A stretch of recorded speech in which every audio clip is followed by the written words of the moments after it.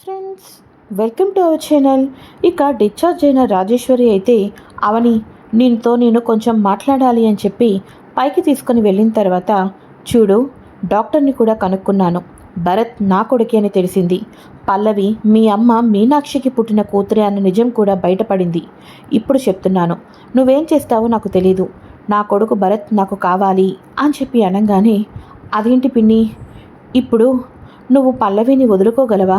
అలానే మా అమ్మ కూడా భరత్ను ఎలా వదులుకుంటుంది చెప్పు అని చెప్పేసి అనగానే, చూడు, పల్లవికి ఇప్పటికే వాళ్ళ నాన్న ప్రేమ లేక మనసు విరిగిపోయింది.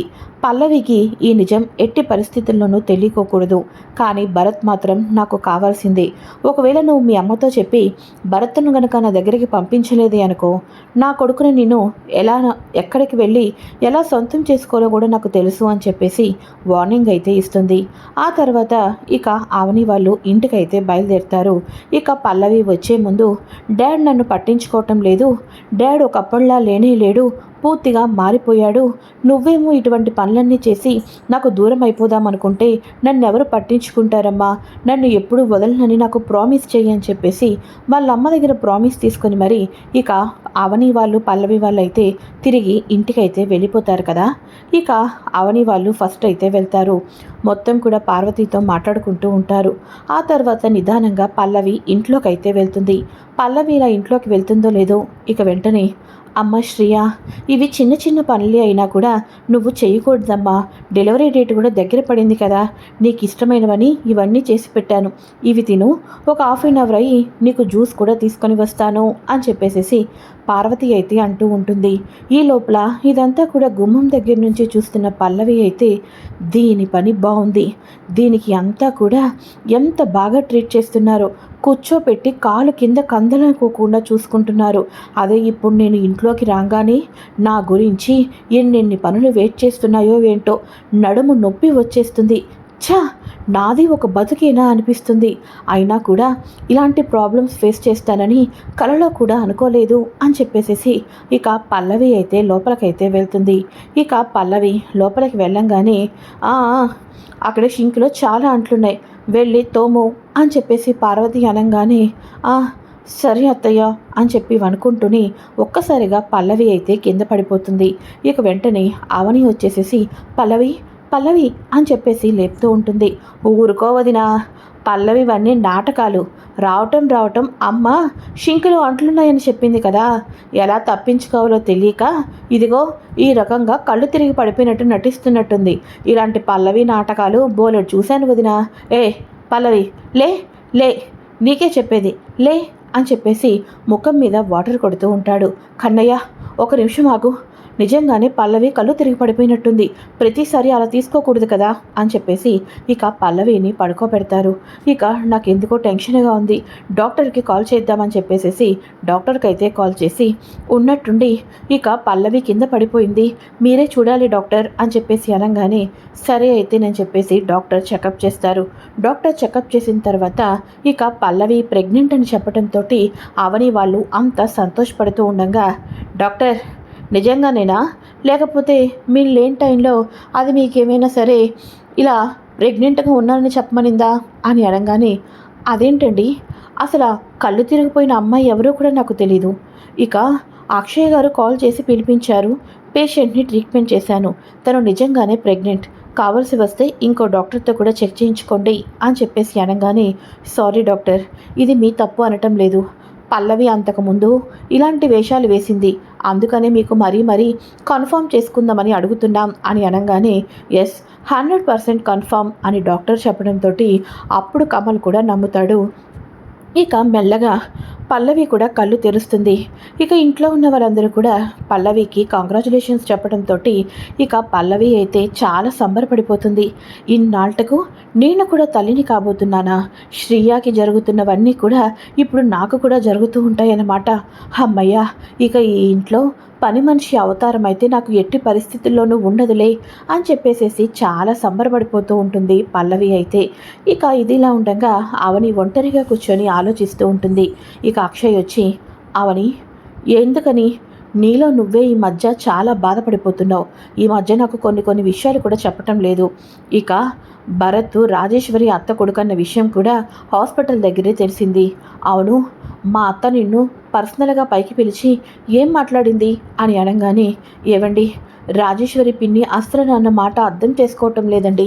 తనకి ఎలాగైనా సరే తన కొడుకు కనుక కావాల్సింది అని అంటుంది.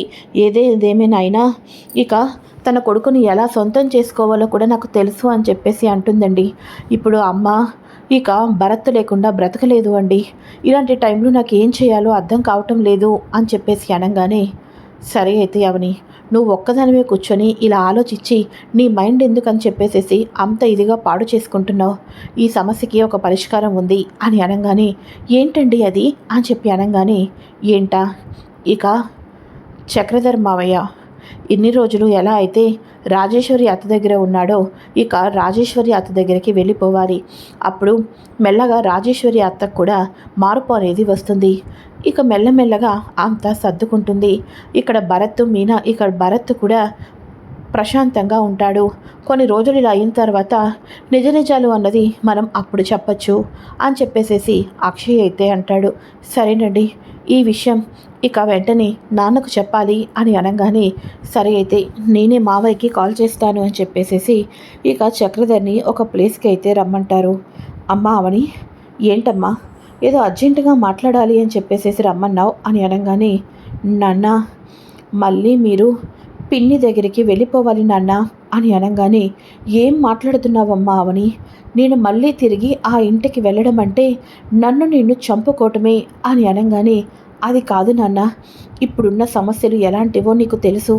ఇక ఒక సమస్యకు 100 సమస్యలు ఇప్పుడు యాడ్ అవుతున్నాయి. ఇక పిన్ని అయితే భరత్ కావాలి అని అంటుంది, పల్లవి కూడా కావాలి అని అంటుంది. ఇలాంటి పరిస్థితుల్లో ఇక అమ్మ ఈ విషయం తట్టుకోలేదు. ఇంతమందికి ఇన్ని ప్రాబ్లమ్స్ తెప్పించే కన్నా నువ్వు ఆ ఇంటికి వెళ్ళి పిన్నితో మామూలులాగా ఉంటే ఎంతో కొంత మార్పు వస్తుంది. పరిస్థితులన్నీ కూడా చక్కబడ్డాక మెల్లగా మనం ఇంట్లో వాళ్ళకు నిజంలో అప్పుడు చెప్పచ్చు అని చెప్పేసి అనగానే, లేదమ్మా, ఆ ఇంట్లో నన్ను ఒక పురుగుకుండా హీనంగా చూసింది రాజేశ్వరి. ప్రతి క్షణం కూడా నన్ను మాటలతో గుండెల్లో గుణపాలతో గుచ్చినట్టే ఉన్నాయి. అక్కడికి నేను వెళ్ళలేను అని అనగానే, నా మాట అర్థం చేసుకోండి నాన్న, ఇక పరిస్థితులన్నీ కూడా సర్దుపనాలి అంటే మీరు అక్కడికి వెళ్ళి తీరాలి నాన్న, నన్ను అర్థం చేసుకోండి నాన్న అని చెప్పేసి అనగానే, సరే అయితే నువ్వు చెప్తున్నావు కాబట్టి ఒక్కసారికి నా మనసు చంపుకొని వెళ్తాను అవని అని అనగానే, నిజంగా నాన్న, థ్యాంక్ యూ సో మచ్ అని చెప్పేసేసి ఇక వెంటనే అవని అక్షయ్లు బయలుదేరుతారు. ఇక చక్రధరికి ఏ మాత్రం కూడా ఇష్టం లేకపోయినప్పటికీ కూడా మొత్తానికి అయితే తిన్నగా అయితే రాజేశ్వరి ఇంటి దగ్గరకే వెళ్తాడు. ఇంటికి వెళ్ళిన వితిన్ సెకండ్స్లోనే, ఆగండి, ఎవరు రమ్మన్నారు మీకు ఈ ఇంటికి? నా జీవితాన్ని నాశనం చేసేశారు, నా జీవితాన్ని నాశనం చేసేశారని బాధపడుతున్న లోపలే నాకు పుట్టిన నా కన్న కొడుకు, నా వారసుని కూడా దూరం చేసేశారు. అసలు మీరు మనిషేనా? ఇలాంటి అతను నా భర్త అని తెలుస్తుంటుంటుంటే నాకే ఎంతో కోపం వచ్చేస్తుంది. అసలు మిమ్మల్ని ఎవరికి రానిచ్చారు? సెక్యూరిటీ వాళ్ళు ఎవరు లేరా బయట అని చెప్పేసేసి ఇక భర్తని పట్టుకొని ఇష్టం వచ్చినట్టు మాట్లాడుతూ ఉండటంతో వితిన్ సెకండ్స్లో చక్రధర్ అయితే రాజేశ్వరి మాటలను విని భరించలేక అక్కడి నుంచి అయితే వెళ్ళిపోతాడు. ఇంతలో వాళ్ళమ్మ, ఒసే రాజేశ్వరి, కట్టుకున్న భర్తని అన్నన్ని మాటలు మాట్లాడుతున్నావు, ఇది నీకు కరెక్ట్ అనిపిస్తుందా అని అనగానే, ఏంటమ్మా, ఇప్పటిదాకా ఆ మీనాక్షిని పెళ్లి చేసుకున్నాడు అనుకున్నాను, కానీ నాకు పుట్టిన నా కొడుకుని నా నుంచి దూరం చేసి తనకు పుట్టిన పల్లవిని నాకు దగ్గర చేశాడు నీ అల్లుడు అని నిజం చెప్పేయటంతో, ఏం మాట్లాడుతున్నావు, భరత్ నీకు పుట్టిన కొడుకా అని అనగానే అప్పుడు జరిగిందంతా కూడా చెప్పడంతో ఇక వాళ్ళ అమ్మ కూడా షాక్ అయిపోతూ ఉంటుంది. ఇక ఇదిలా ఉండగా మొత్తానికి చక్రధరికి అయితే వాళ్ళ భార్య అన్న మాటలను, అసలు నువ్వు భర్తవే కాదు అని చెప్పేసేసి నువ్వు మనిషివే కాదు అన్న మాటలను భరించలేక తిన్నగా ఇక మీనాక్షి దగ్గరికి అయితే వెళ్తాడు. మీనాక్షి దగ్గరికి వెళ్ళంగానే ఒక్కసారిగా భరత్ అయితే, ఏంటమ్మా, ఆ మనిషి మళ్ళీ ఎందుకు ఇంటికి వస్తున్నారు? నాకైతే అర్థం కావటం లేదు. ఒక 2-3 రోజులు సైలెంట్గా ఉండు అని అన్నావు, అందుకోసం ఉన్నాను. ఆయన వెళ్ళిపోయాళ్లే, ఇవాళ నుంచి ఇంట్లో ప్రశాంతంగా ఉండొచ్చు అని అనుకున్నాను. అయినా కూడా ఇప్పుడు మళ్ళీ వచ్చారు అంటే దీనికి అర్థం ఏంటమ్మా? అర్థం ఏంటి? ఇంతకాలం నా ఇంట్లో నేను ఉన్నప్పటికీ కూడా ఎక్కడో పరాయ ఇంట్లో ఉన్నట్టు అనిపించింది. ఇవాళే ప్రశాంతంగా హ్యాపీగా అనిపించింది. అలా అనుకున్న 2 గంటలు కూడా అవ్వలేదు, మళ్ళీ ఆయన వచ్చాడు. మళ్ళీ ఇప్పుడు నాకు నా ఇంట్లో నేను ఉన్నట్టు అనిపించటం లేదు. దీనికి ఏం చేయమంటావమ్మా అని చెప్పేసి అనగానే, అయినా ఆయనకి సిగ్గుండాలి. మనం ఇష్టపడటం లేదు, ఆయన ఉంటుంటుంటే ఫ్రీగా ఉండటం లేదని తెలిసినా కూడా పదే పదే ఆయన ఎందుకు వస్తున్నట్టు అని చెప్పేసి అనటంతో, ఒరే భరత్, ఏంట్రా ఆ మాటలు? ఆయన వింటే బాధపడతారు అని అనగానే, వినాలనే కదా నేను కూడా గట్టిగా మాట్లాడుతుంది అని చెప్పేసి అనగానే, వాడేదో చిన్నపిల్లాడు, వాడి మాటలను మనసులోకి తీసుకోవద్దండి అని మీనాక్షి ఇక భర్తకు చెప్దామని ముందుకైతే వెళ్తుంది. ఆ పాటికే చక్రధర్ అక్కడ కనిపించకపోవటంతో, ఇదేంటిది అంటే భరత్ మాటలు విని ఆయన మనసు చాలా బాధపడినట్టుంది, అందుకోసమే ఆయన వెళ్ళిపోయినట్టున్నారు అని చెప్పేసేసి ఇక మీనాక్షి కూడా ఎంతగానో బాధపడుతూ, ఒరే భరత్, ఆయనకు నీ మాటలు వినిపించాయిరా, అందుకోసమే ఆయన వెళ్ళిపోయారు అని అనగానే, మంచి పనైంది, ఇప్పుడు నాకు చాలా హ్యాపీగా ఉంది అని చెప్పేసేసి ఇక భరత్ కూడా అనుకుంటూ ఉంటాడు. అయితే ఇక ఇదిలా ఉండగా ఈ విషయం తెలుసుకున్న తర్వాత అక్కడ రాజేశ్వరి వితిన్ సెకండ్స్లో లాయర్ని అయితే పిలిపిస్తుంది. లాయర్ గారు, ఈ మధ్యకాలంలోనే నా భర్త తన బిజినెస్లు, ఈ ఇల్లు, యావదాస్తి అంతా కూడా నా పేరు మీద రాయటం అయితే జరిగింది. ఇప్పుడు ఈ ఆస్తి మొత్తాన్ని కూడా నా కన్న కొడుకు భరత్ పేరు మీద నేను రాయాలి అనుకుంటున్నాను, కాబట్టి డాక్యుమెంట్స్ని రెడీ చేయండి అని చెప్పటంతో, సరే అయితేనండి అని చెప్పేసేసి ఇక లాయర్ వచ్చేసేసి, చక్రధర్ రాజేశ్వరి పేరు మీద యావదాస్తి రాస్తే రాజేశ్వరి పేరు మీద ఉన్న యావదాస్తి అంతా కూడా భరత్కు చెందేటట్టు రాస్తూ ఇక డాక్యుమెంట్స్ని అయితే లాయర్ గారు రెడీ చేస్తూ ఉంటారు. ఇక రాజేశ్వరి ఇంటికి వెళ్ళి ఎంతగానో కుమిలిపోయి వచ్చిన తర్వాత భరత్ మాటలు విన్న తర్వాత ఇక జీవితం మీదే ఆశ చచ్చిపోతుంది.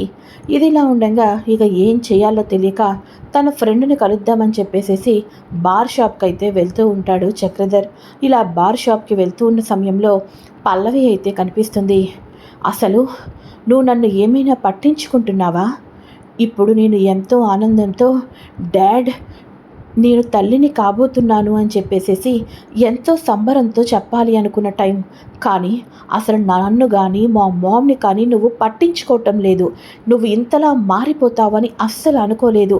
ఛీ, అసలు నీలాంటి తండ్రి ఉన్నా ఒకటే, లేకపోయినా ఒకటే అని చెప్పేసేసి రోడ్డు మీద కనిపించిన తండ్రికి అటు పల్లవి కూడా డైలాగులు వేయటంతో ఇక వితిన్ సెకండ్స్లో అయితే చక్రధర్ బార్ షాప్కి వెళ్ళి ఇక తను తాగుతున్న డ్రింక్లోనే ఒక పౌడర్ అయితే కలుపుకొని ఫుల్గా డ్రింక్ చేసేస్తాడు. ఈ లోపల తన ఫ్రెండ్ అయితే వస్తాడు. ఒరే చక్రధర్, ఏంట్రా, నేను రాకోకుండానే ఒంటరిగానే తాగేసేసావా? ఒంటరిగా తాగటం నీకు అలవాటు లేదు కదరా, లెగరా లెగు అని చెప్పేసి అనగానే ఒక్కసారిగా చక్రధర్ నోటి నుంచి ఇక నురగలైతే వస్తూ ఉంటాయి. చక్రధర్ అని చెప్పేసేసి ఇక వెంటనే చక్రధర్ని హాస్పిటల్కి అయితే తీసుకొని వెళ్తారు. ఇక ఆ ఫ్రెండ్ వచ్చేసి అటు అవని వాళ్ళకు వీళ్ళందరికీ కాల్ చేసి చెప్పడంతో ఇక చక్రధర్ అయితే చూడటానికి అంతా కూడా పరుగు పరుగున హాస్పిటల్కి అయితే వెళ్తారు. నేను రానమ్మా, ఆయన్ని చూడటానికి నేను రాను అని చెప్పేసి అనగానే, ఒసే రాజేశ్వరి, నువ్వు ఇంకెప్పుడు మారుతావే? నీ భర్త చావు బతుకుల మధ్య కొట్టుమిట్టాడుతున్నా కూడా రాను అంటావా? నేను అయితే అల్లుడు గారు ఎలా ఉన్నారో చూడటానికి వెళ్ళి తీరాల్సిందే అని చెప్పేసేసి ఇక తను కూడా హాస్పిటల్కి అయితే వెళ్తారు. అటు భరత్ వాళ్ళ అమ్మ కూడా మీనాక్షి కూడా హాస్పిటల్కి అయితే వెళ్తుంది. ఈ లోపల డాక్టర్ గారు అయితే ఇక కాల్ చేస్తారు రాజేశ్వరికి. రాజేశ్వరి, ట్యాబ్లెట్లు యూస్ చేస్తున్నావా? ఇప్పుడు నీ పరిస్థితి ఏంటి అని అనగానే, ట్యాబ్లెట్లు యూస్ చేస్తున్నాను, కానీ ఏం లాభం, కట్టుకున్న భర్తే నాకు టార్చర్ చూపిస్తున్నాడు అని అనగానే, కట్టుకున్న భర్త టార్చర్ చూపించడం ఏంటి అని అంటూ ఉండగా, తెలిసింది కదా, నాకు పుట్టిన బిడ్డను మార్చేసిన వాడు ఏదైనా చేయగలడు. ఈ రోజు ఇక చావు బతుకుల మధ్యలో హాస్పిటల్లో ఉన్నారని కాల్ వచ్చింది, కానీ నాకు వెళ్ళటానికి కూడా ఇష్టపడటం లేదు అని చెప్పడంతో ఒక్కసారిగా అప్పుడు డాక్టర్ గారు, రాజేశ్వరి, నువ్వు చాలా తప్పుగా ఆలోచిస్తున్నావు తెలుసా? నీ భర్త చాలా మంచివాడు రాజేశ్వరి, నువ్వు చాలా తప్పుగా అపార్థం చేసుకుంటున్నావు అని అనగానే, ఏం మాట్లాడుతున్నారు మీరు? నా భర్త గొప్పతనం మీకెలా తెలుసు అని అనగానే, నాకెలా తెలుసు అంటే, ఇక నేను ట్రీట్మెంట్ చేస్తున్నదా ఫ్రెండ్గా కాకుండా చక్రధర్ భార్యగానే నువ్వు నాకు ఎక్కువ పరిచయం. నేను దగ్గరుండి ట్రీట్మెంట్ చేశాను కాబట్టి ఇక నీకు ఎన్నో సంవత్సరాల వరకు పిల్లలు కలగలేదు. ఆ తర్వాత పిల్లలు పుట్టారు. మళ్ళీ పిల్లలు పుట్టే అవకాశం లేదు అని చెప్పారు. కానీ నీకు భరత్ పుట్టాడు. భరత్‌కి హెల్త్ బాగోలేదు కాబట్టి నీ భర్త మళ్ళీ నువ్వు బాధపడకూడదు అని ఆరోగ్యకరమైన బిడ్డను నీ ఒడిలో చేర్చారు. నీకు ఆనందం ఇవ్వటానికే కదా! కానీ ఆ తర్వాత ఏం జరిగిందో తెలుసా? వేలల్లో ఒకరికి వచ్చే స్కిన్ డిసీజ్ నీకు వచ్చింది. ఆ స్కిన్ డిసీజ్‌కి ట్రీట్మెంట్ ఇక్కడ ఎక్కడా లేదు. ఇక దాంతోటి ఇక నువ్వు చాలా ప్రాబ్లమ్ ఫేస్ చేయాల్సి వచ్చేది. నిజం చెప్పాలి అంటే అది లాస్ట్ స్టేజ్. కానీ నీ భర్త నిన్ను ఇక్కడ ఉండి నీకు కొంచెం కూడా అనుమానం రానివ్వకోకుండానే నీకు ట్రీట్మెంట్ చేసి చంటి పాపలాగా నిన్ను కాచుకుంటూ వచ్చాడు. ఎవ్రీ మంత్ నా దగ్గరికి వచ్చి ఈసారి ఇంజెక్షన్ వచ్చింది, ఫారెన్ నుంచి తెప్పించాం, నా భార్యకి ఏమీ పర్వాలేదు కదూ అని చెప్పేసేసి అలాగా 3 ఇయర్స్ నీకు ఎవ్రీ మంత్ డోసెస్ ఇవ్వటానికి ఆయన ఎంతో కష్టపడ్డాడు. ఇక నీ డిసీజ్ అంతా కూడా పోయేంతవరకు ఆయన ఎంత టార్చర్ అనుభవించాడో నాకు తెలుసు. నా భార్య ప్రాణాలతో ఉండాలి అని చెప్పేసేసి ఆయన ఎవ్రీ మంత్ మా దగ్గరికి వచ్చి వేడుకునేవాడు. నువ్వు నా ఫ్రెండువు కదా, నీకు ఇవన్నీ చెప్తే మళ్ళీ నువ్వు బాధపడతావని ఇక నీకు ఇంజెక్షన్ వేసేసి ఇక బలానికి నీరసానికి అని చెప్పేదాన్ని. ఇలాంటి పరిస్థితుల్లో వేరే భర్త ఉంటే నిన్ను అంత ఇదిగా ట్రీట్మెంట్ చేయించేవాళ్ళ? అంత లక్షలు విలువైన ఈ ఇంజెక్షన్ని ఎవ్రీ మంత్ తీసుకొని వచ్చి ఇచ్చేవాళ్ళు అంటే నేను నమ్మలేకపోతున్నాను. అప్పుడే అనుకున్నాను, నా ఫ్రెండ్ రాజేశ్వరికి ఇక మంచి భర్త వచ్చాడు. ఇంత మంచి ఇతను కాబట్టి ప్రాణాన్ని నిలబెట్టాడు.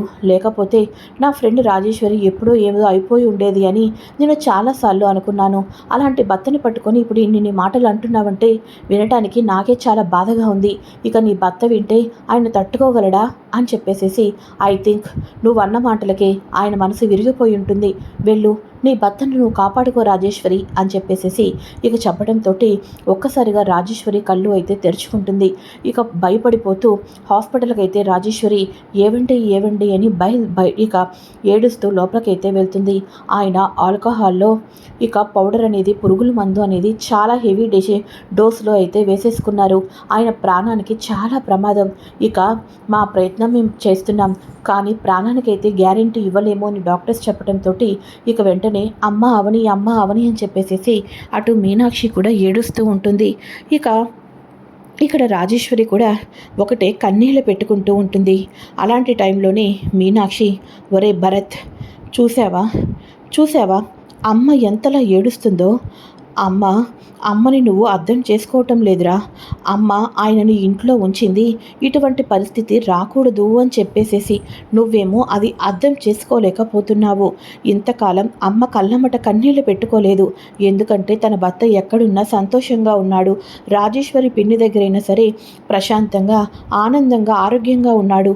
కాబట్టి అమ్మకు అంతకు మించి నాకు ఇంకేం కావాలి అనుకుంది. కానీ ఈరోజు ఇంత కన్నీళ్లు పెట్టి ఏడుస్తుంది అంటే తన భర్త ఎక్కడున్నా సంతోషంగా ఉండాలని కోరుకుంది, కానీ తనతో ఉండాలని కోరుకోలేదురా. కష్ట పరిస్థితి వచ్చింది కాబట్టి తనతో ఉండాలి అనుకుంది. నువ్వు అర్థం చేసుకోలేదు అని చెప్పేసేసి భరత్ని అయితే అంటూ ఉంటుంది. నన్ను క్షమించమ్మా అని చెప్పేసేసి భరత్ అయితే అంటూ ఉంటాడు. మరోపక్క రాజేశ్వరి వచ్చేసేసి, భర్త విలువ తెలుసుకోలేకపోయాను, నేను పాపిష్టిదాన్ని అని చెప్పేసేసి ఒకటే ఏడుస్తూ, ఏవండి మీరు త్వరగా కోలుకోవాలండి అని చెప్పేసేసి రాజేశ్వరి కూడా ఏడుస్తూ ఉంటుంది. ఇక వీళ్ళందరికీ ఏ టైంలో ఇక చక్రధర్ లేరు అన్న వార్త వినాల్సి వస్తుందేమోనని చెప్పేసేసి అందరూ ఎంతగానో భయపడిపోతూ ఉంటారు.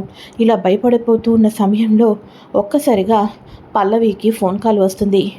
మీ డాడ్ యావదాస్తి మీకు చెందాలి, కానీ మీ అమ్మగారు ఏంటి భరత్కు చెందాలి అని చెప్పేసేసి ఇక డాక్యుమెంట్స్ రెడీ చేయించారు.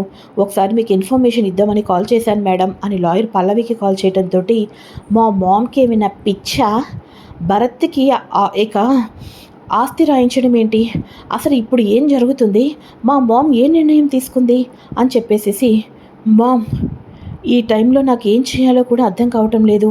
నీ యావత్ ఆస్తి అంతా కూడా భరత్కు రాయటం ఏంటి మామ్ అని అనగానే, ఎందుకంటే భరత్ నా కన్న కొడుకు కాబట్టి అని చెప్పేసి చెప్పడంతో, మరి నేను అని అంటూ ఉండగా, నువ్వు పేరుకి మీనాక్షి కూతురివి బేబీ, కానీ నువ్వు నాకే సొంతం అని చెప్పేసి అనగానే ఒక్కసారిగా మన మీనాక్షి షాక్ అయిపోతుంది.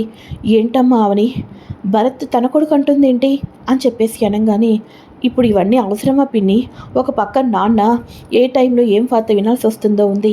పల్లవి, ఇవన్నీ మనం తర్వాత మాట్లాడుకుందాం అని చెప్పేసి అనగానే, ఇక పల్లవి అంటుంది, మమ్మల్ని పట్టించుకున్న తండ్రి గురించి మాకు బాధపడాల్సిన అవసరం ఏమీ లేదు. నాకు ఇంపార్టెంట్ ముందు ఈ ఆస్తే, వీటి గురించి ముందు లెక్కలు తేల్చండి అని చెప్పేసి అనగానే రాజేశ్వరి పల్లవి చెంప పగల కొడుతుంది.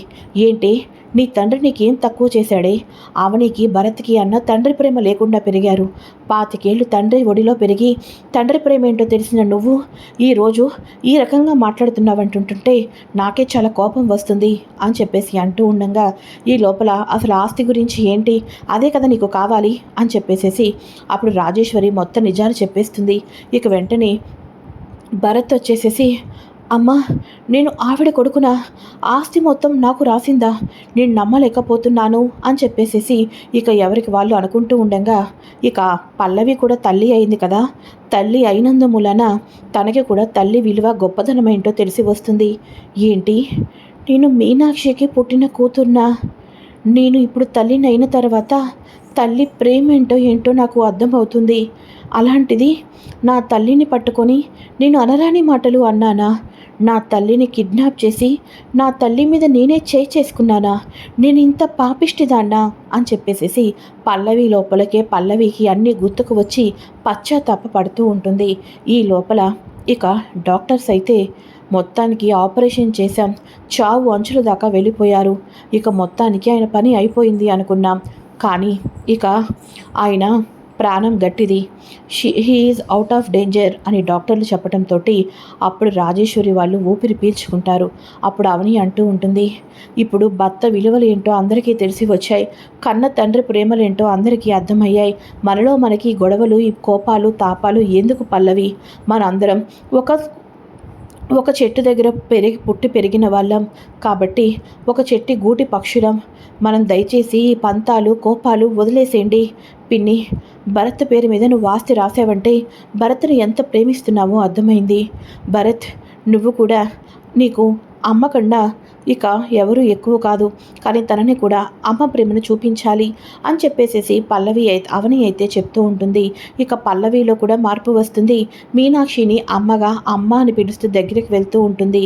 ఇక భరత్ అయితే వాళ్ళ అమ్మని చూస్తూనే, ఇక నుంచి మా అమ్మని ఎంతలా ప్రేమిస్తానో నాకు నా దృష్టిలో ఇక నువ్వు కూడా అంతేనమ్మా అని చెప్పేసేసి తనని కూడా అంటూ ఉంటారు. ఇక చక్రధర్ని చూడటానికి వెళ్ళినప్పుడు, ఇక నువ్వు ఎవరికి భయపడాల్సిన అవసరం లేదు నాన్న, మనందరం ఇక కలిసిమెలిసి ఉండిపోయాం కాబట్టి నీకు నచ్చినప్పుడు ఎక్కడ ఎప్పుడు ఎలా ఉండాలో అలానే ఉండు అని చెప్పేసేసి ఇక ఇంటికైతే డిశ్చార్జ్ అయితే తీసుకుంటారు. డిశ్చార్జ్ అయిన తర్వాత ఇంటికైతే వస్తారు. వీళ్ళందరూ అయితే కలిసిపోతారు. అక్షయ్ బిజినెస్ అయితే ముందు ముందు బాగా డెవలప్ అవుతూ ఉంటుంది. ఇక అక్షయ్ బిజినెస్ డెవలప్ అవుతూ ఉండటంతో ఒక్కసారిగా ఈ ఆనందాన్ని వాళ్ళ నాన్నతో షేర్ చేసుకుంటూ ఉంటారు. వీల్ చైర్లో ఉన్న రాజేంద్ర ప్రసాద్ అయితే కొడుకులు ఆనందాన్ని షేర్ చేసుకోవటంతో అప్పటిదాకా నోట్లో నుంచి మాట రాకుండా ఉన్న రాజేంద్ర ప్రసాద్ ఒక్కసారిగా ఆనందంతో కూర్చున్న అతను కాస్త లేచి నుంచుంటాడు. నోటిలో నుంచి మాటలు కూడా వస్తూ ఉంటాయి. ఇది ఫ్రెండ్స్ లేటెస్ట్ ఎపిసోడ్. మరి నెక్స్ట్ ఏం జరగబోతుందో కూడా ముందుగా తెలుసుకోవాలి అనుకుంటే ఛానల్ని సబ్స్క్రైబ్ చేసుకోండి. Thanks for watching. Bye friends, welcome to our channel. ఇక డిశ్చార్జ్ అయిన